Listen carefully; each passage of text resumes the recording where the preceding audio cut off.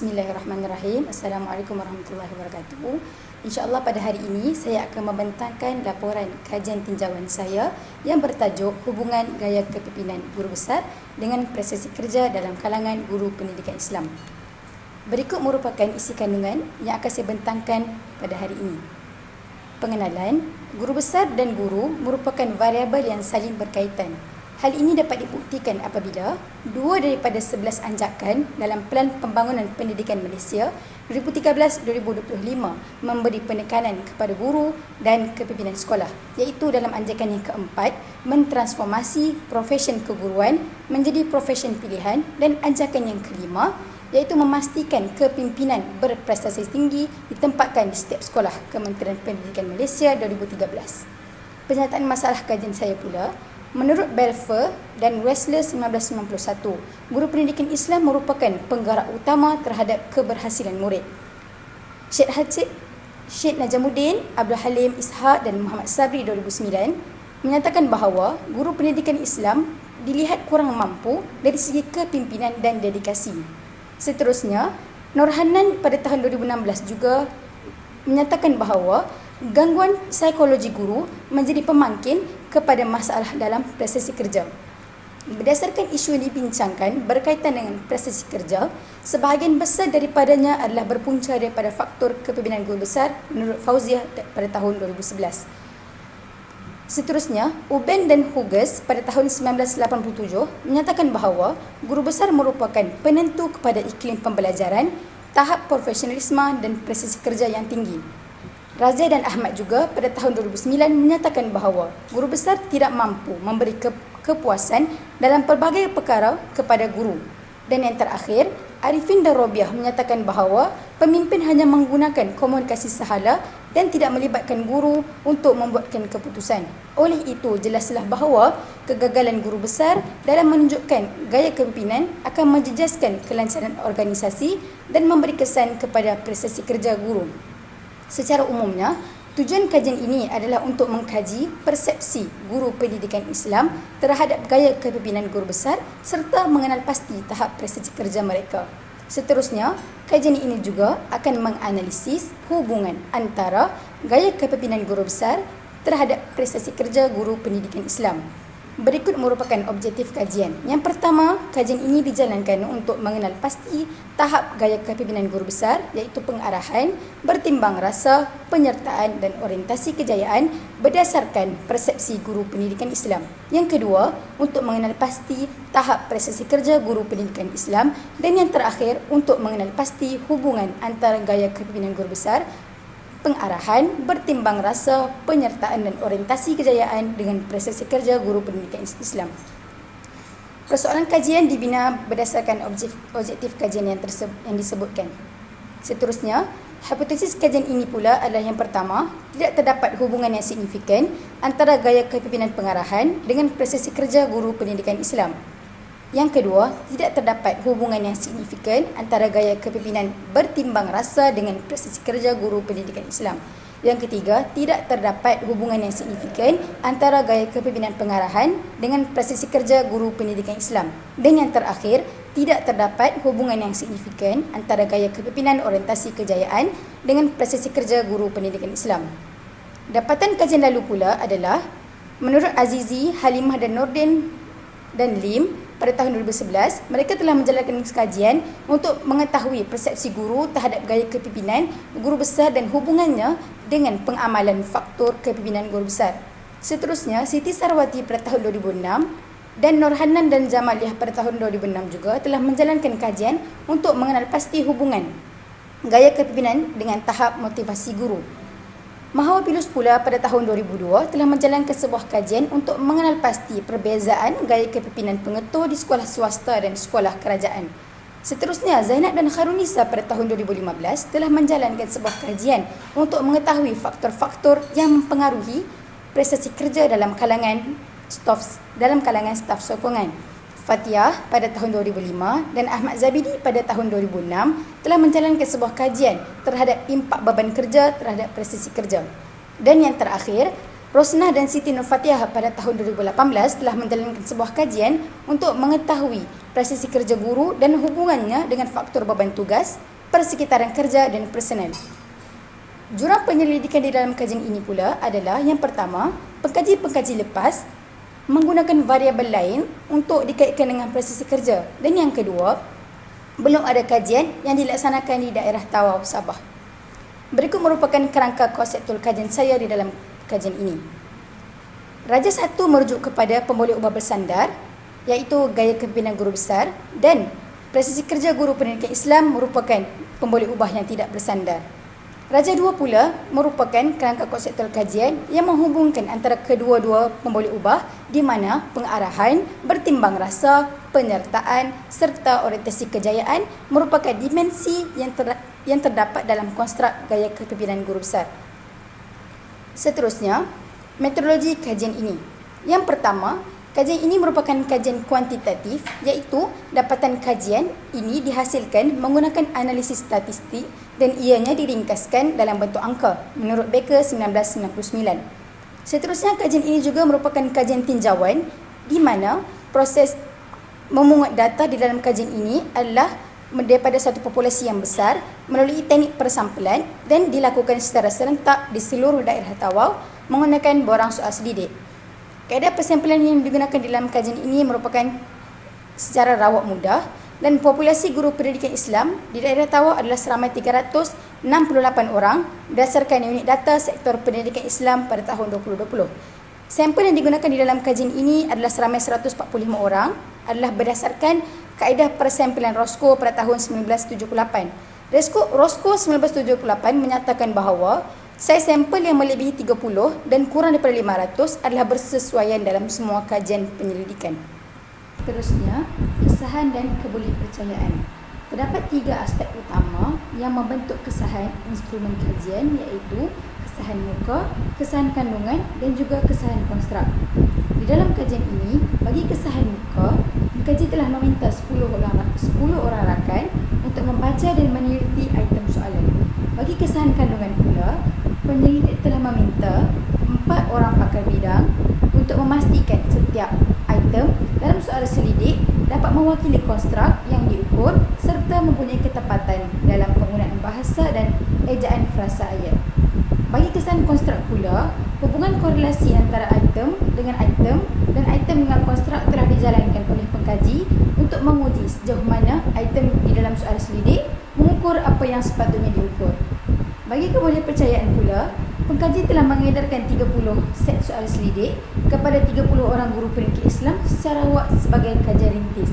Menurut Johansson dan Brooks pada tahun 2010, bilangan 30 orang bagi kajian rintis adalah sudah memadai. Seterusnya, instrumen soalan selidik yang dipercayai apabila indeks kebolehpercayaan iaitu alfa kerombak adalah melebihi 0.6, iaitu menurut Muhammad Majid pada tahun 2009. Oleh itu, nilai alfa kerombak yang didapati daripada kajian ini yang diperoleh adalah 0.925, iaitu positif dan boleh diterima. Penganalisan data di dalam kajian ini adalah menggunakan perisian Statistical Package for Social Science SPSS versi 25. Dan penaksiran taburan data dalam kajian ini dipastikan melalui kaedah statistik, skewness dan kurtosis. Kesemua variabel mempunyai taburan yang secara normal, iaitu nilai jarak antara positif 3 hingga negatif 3. Data dalam kajian ini terbahagi kepada 2, iaitu data deskriptif dan data inferensi. Bagi data deskriptif, analisis data akan dilaksanakan berdasarkan kekerapan, mean dan sian piawai. Sumber untuk menjalankan analisis adalah berdasarkan jadual Suwarni pada tahun 2006. Dan data inferensi pula akan dianalisis berdasarkan korelasi Pearson menurut Muhammad Majid Konting pada tahun 2009. Seterusnya, instrumen soal selidik pula dibahagikan kepada 3 bahagian, iaitu yang pertama, bahagian A bagi demografi yang mempunyai 6 item dan bahagian B iaitu gaya kepimpinan guru besar yang mempunyai 31 item yang diadaptasi dan diubah sesuai daripada Rahimah 1981. Bahagian C pula merangkumi instrumen berkaitan presisi kerja guru pendidikan Islam yang mempunyai 12 item yang diadaptasi dan diubah suai daripada Norhana Ramli pada tahun 2016. Jumlah keseluruhan item soal selidik adalah sebanyak 49 item. Dapatan kajian deskriptif adalah untuk mengukur soalan kajian yang pertama, iaitu apakah tahap gaya kepimpinan guru besar, pengarahan, bertimbang rasa, penyertaan dan orientasi kejayaan berdasarkan persepsi guru pendidikan Islam.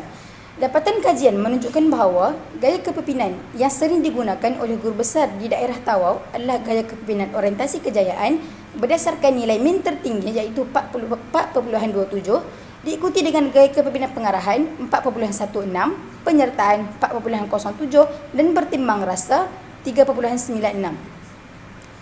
Dapatan ini adalah selari dengan dapatan kajian Azizi, Halimah, Nordin dan Lim pada tahun 2011. Daripada aspek penggunaan semua gaya kepimpinan, namun ianya berbeza daripada aspek kedudukan setiap gaya kepimpinan. Analisis dapatan deskriptif soalan kajian pertama. Bagi gaya kepimpinan pengarahan, data min tertinggi adalah pada item B1, iaitu guru besar sekolah saya sentiasa memastikan prestasi kerja guru yang tidak memuaskan diperbaiki, mencatatkan nilai min 4.34, dan nilai min terendah adalah pada item B3, iaitu guru besar sekolah saya sentiasa mentadbir dengan gaya yang tegas dengan nilai min 3.86.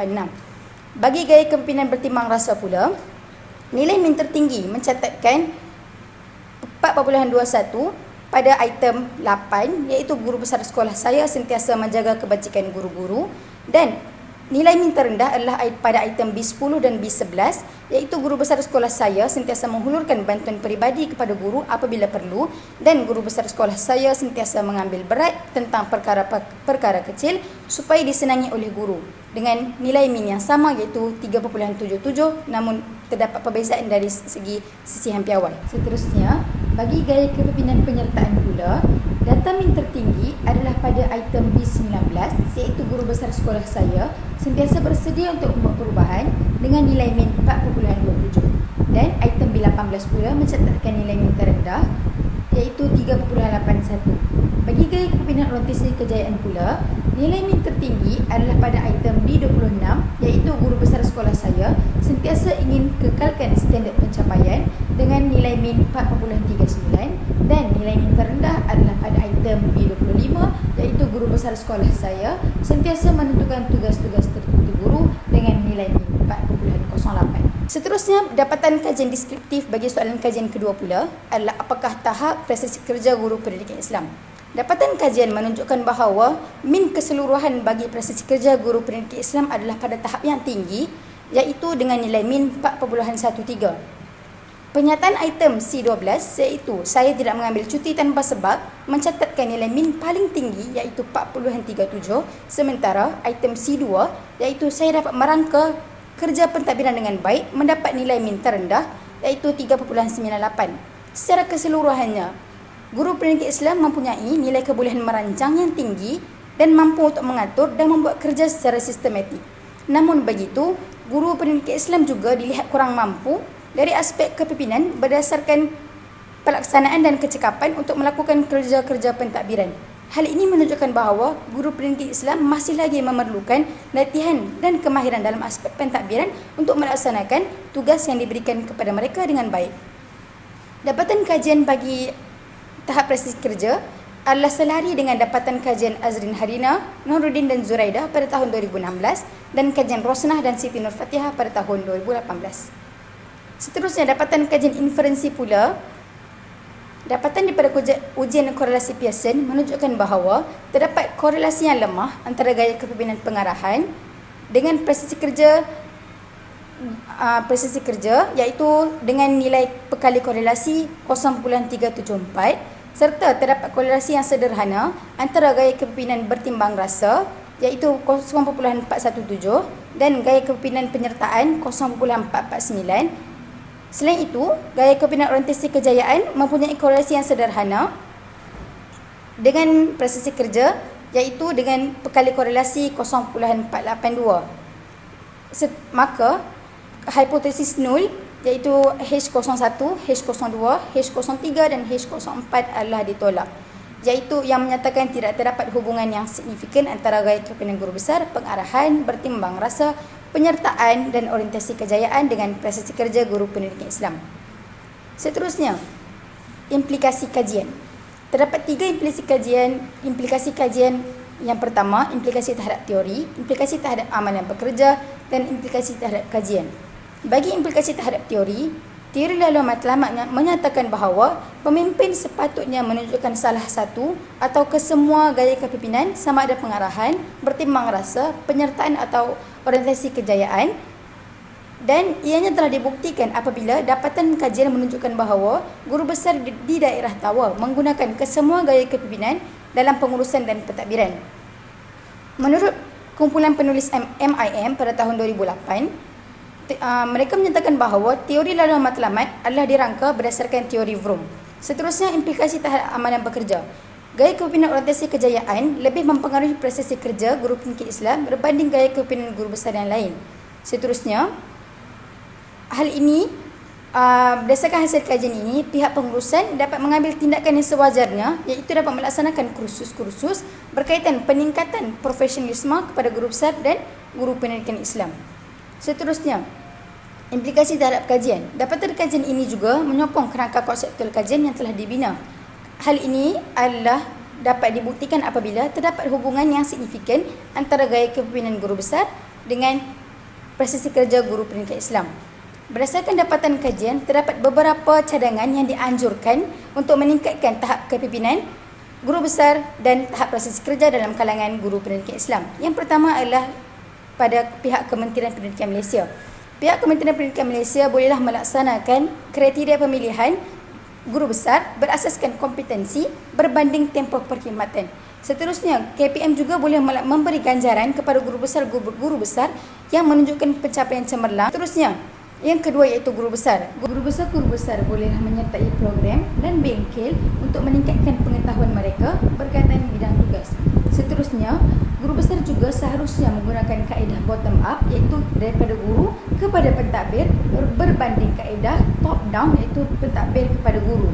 Kesannya, guru-guru akan berasa dihargai apabila pandangan dan pendapat mereka diterima oleh pihak pentadbiran. Seterusnya, bagi guru pendidikan Islam pula, mereka bolehlah mengikuti kursus dan latihan dalam perkhidmatan untuk meningkatkan pengetahuan mereka berkaitan skop dan bidang tugas mereka. Bagi kajian lanjutan pula, yang pertama, pengkaji akan datang bolehlah meluaskan skop kajian di daerah dan di negeri yang lain. Seterusnya, pengkaji yang akan datang juga boleh mengumpulkan data berbentuk kualitatif dan menambahkan variabel lain untuk melengkapkan kajian mereka. Setakat itu sahaja pada hari ini. Sekian, terima kasih.